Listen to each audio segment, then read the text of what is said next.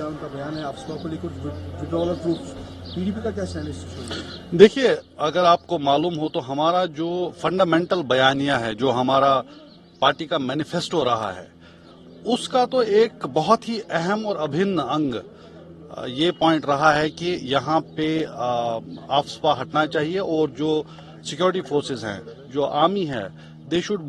Gradually move from the civilian areas and वो barracks में जाएं और जहां उनकी जरूरत है, और ताकि इंसेंटिवाइज हो जाए, लोगों को इंसेंटिवाइज किया जाए पीस के लिए। लेकिन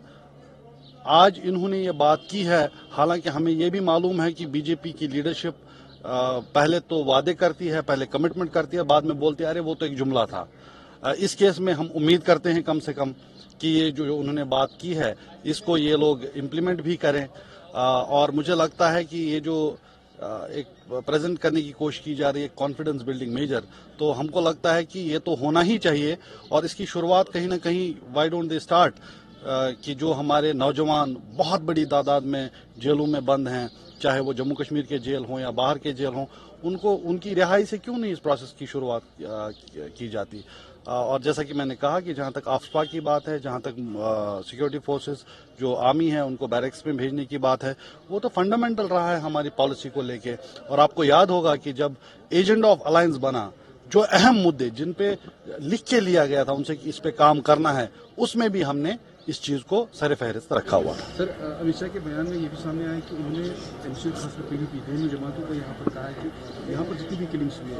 तो इसमें जो है यहाँ की रिजर्व पार्टीज का हाथ है, या हालात खराब करने में रहे। आर्टिकल 370 के बाद यहाँ पर जो हालात सामान्य हुए तो मोदी सरकार की। देखिए, हम तो बार बार यही कहते आ रहे हैं कि जो कब्रिस्तान की खामोशी है, जो सप्रेशन है, और उसको ये एक फॉल्स नैरेटिव ऑफ नॉर्मलसी बना के बेचना चाहते हैं। खुसूसन अब जबकि इलेक्शंस हो रहे हैं पूरे मुल्क में, अगर यहाँ इतनी ही जो है हालात इतने अच्छे हैं, तो ये जो कुछ हो रहा है, जो इतने सप्रेशंस हैं, जहां आप लोगों को बात नहीं करने दी जा रही है, जहां कल ही आपने देखा कि यहाँ सरकारी मुलाजिम और उनके रिश्तेदारों तक के बारे में रिपोर्ट आई है कि अब वो भी बात नहीं कर सकते, गवर्नमेंट को क्रिटिसाइज नहीं कर सकते, तो क्या ये नॉर्मलसी के इंडिकेशंस हैं?